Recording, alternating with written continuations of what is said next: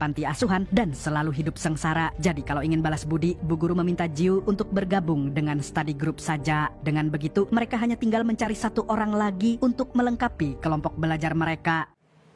하고 싶어요. 스터디 그룹.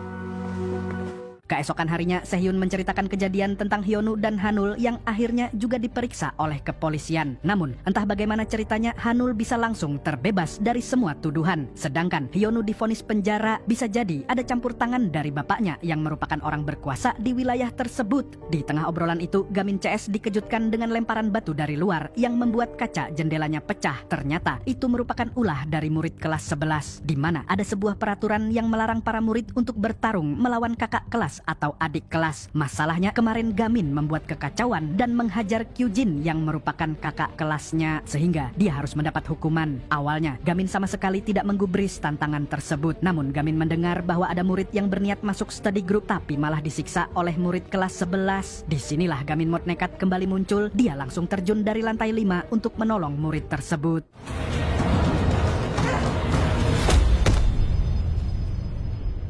Murid ini bernama Lee Jun yang penampilannya menonjol karena rambutnya warna merah PDI. Di sini kita bisa melihat bahwa Jun memiliki obsesi seperti Gamin. Bedanya, dia justru terobsesi untuk menjadi kuat sejak kecil. Setiap hari dia terus melatih fisiknya dan berusaha keras untuk menjadi ahli gelut. Dia termotivasi oleh sahabatnya yang bernama Anti, di mana Anti adalah jagoan bela diri sejak dini. Namun sekeras apapun usaha Jun, dia tetap lemah dan menjadi bahan bulian. 전혀 늘지 않는 나의 싸움 실력에 절망하려는 순간 Sampai suatu hari dia masuk STM Yusung yang brutal dengan tujuan ingin masuk top 10 murid terkuat di sekolah. Jun yang awalnya berada di peringkat 180 sedikit demi sedikit bisa naik peringkat. Hal ini terjadi karena dia rajin push rank, tapi sayangnya bakat Jun mentok dan dia stuck berada di peringkat 17.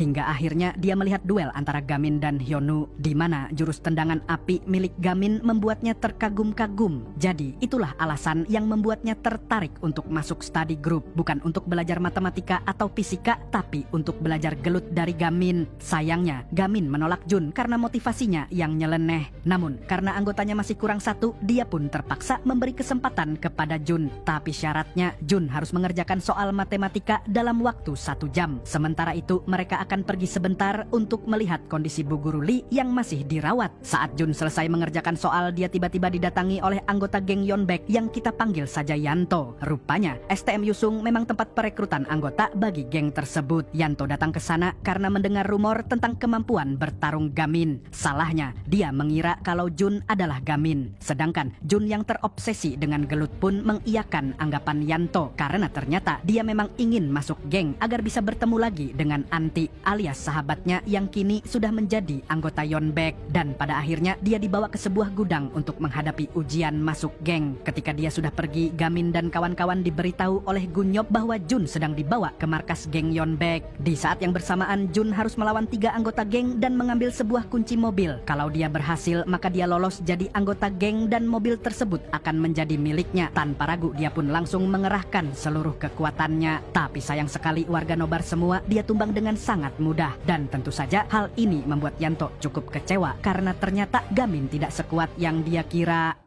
연백파 상비군 테스트 결과 Sampai akhirnya Gamin yang asli datang bersama Jiu dan Gunyop. Kemudian Gamin menunjukkan kertas ujian milik Jun dan menyatakan kalau Jun telah resmi menjadi anggota study group. Selain itu, Gamin sangat kagum dengan jawaban-jawaban Jun yang ternyata jauh lebih pintar darinya. Melihat Gamin, Yanto baru menyadari kalau Jun cuma ngaku-ngaku. Dia pun lantas menantang Gamin untuk menyelamatkan Jun. Dan jika berhasil menumbangkannya, maka dia akan menjadi anggota geng Yeonbaek. Tapi Gamin sama sekali tidak tertarik dengan tawarannya. Sebab dia datang hanya untuk menyelamatkan Jun. Dan tanpa banyak bacot lagi, pergelutan pun dimulai oleh Jiu dan Gunyop.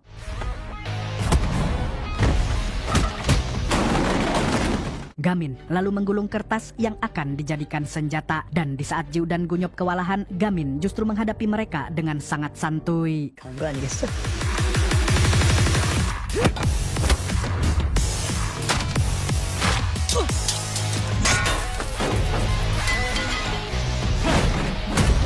Saat melawan Yanto, Gamin CS sempat kewalahan karena ternyata Jamet ini juga jago bela diri sehingga Gamin butuh waktu untuk beradaptasi. Di sini, Yanto menyarankan agar Gamin meninggalkan Jun dan bergabung dengan geng. Menurutnya, Jun hanya akan menjadi beban. Namun, Gamin berkata kalau Jun adalah temannya dan dia juga punya kelebihan yang bisa diandalkan. Mendengar itu, Jun seketika langsung terharu karena untuk pertama kali dalam hidupnya ada orang yang menganggapnya berguna. Gamin lalu mengingat jurus-jurus yang pernah diajarkan oleh sang paman. Setelah itu, dia kembali ke mode buasnya dan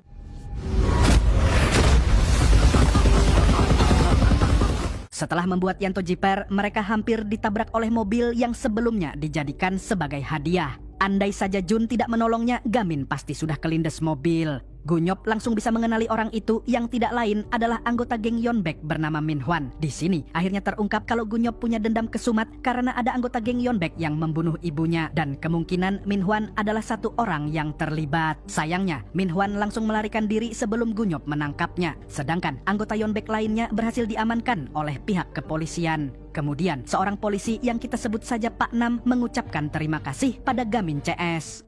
그건 공권력이 제대로 기능하고 있을 때의 이야기고 나는 형사로서 너희를 뭐 칭찬해서는 안 되는 입장이지만 뭐 그렇다고 뭐 딱히 뭐 혼낼 수도 없는 입장이라는 거지. 무슨 일 있으면 바로 연락해. 어?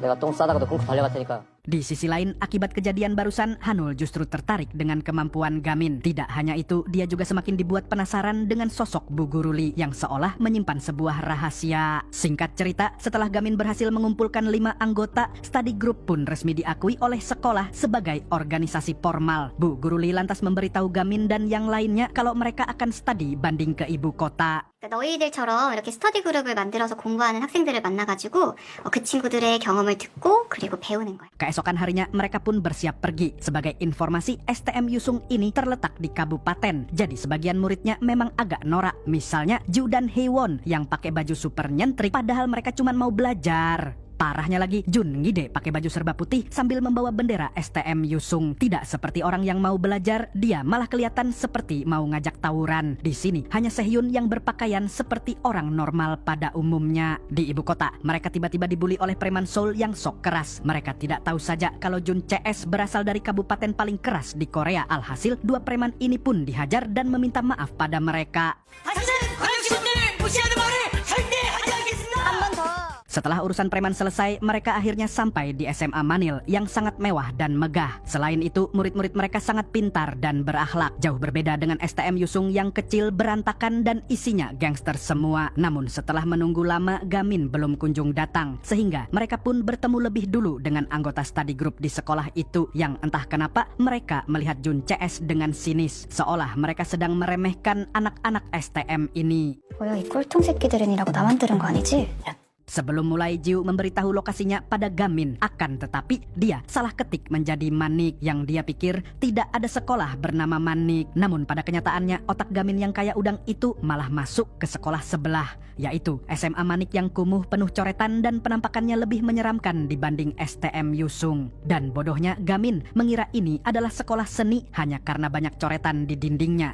Begitu masuk ke dalam, dia akhirnya sadar kalau itu adalah sekolah yang isinya penuh dengan pembuli. Bahkan Gamin juga ikut dibully walaupun berasal dari STM Yusung. Merasa waktunya terbatas, Gamin pun langsung menghajar mereka semua. 고등생들이 안경을 아니 빨리 살리라고. 엄마가 전화를 안 받아요. 안 받으면 몰라 받니까. 뭐야 씨발. 다들 살려달라고. 괜찮을지도 몰라. 아, 네 맞아요. 고맙습니다. Setelah itu, dia masuk ke ruang kelas untuk menyelamatkan murid yang dibully. Ternyata, murid ini adalah salah satu anggota study group dari SMA Manil. Sebelum keluar dari sana, mereka didatangi pemimpin geng sekolah itu. Tapi bagi seorang Gamin, orang ini hanyalah remah-remah. Dan dalam hitungan detik, dia mampu melibasnya.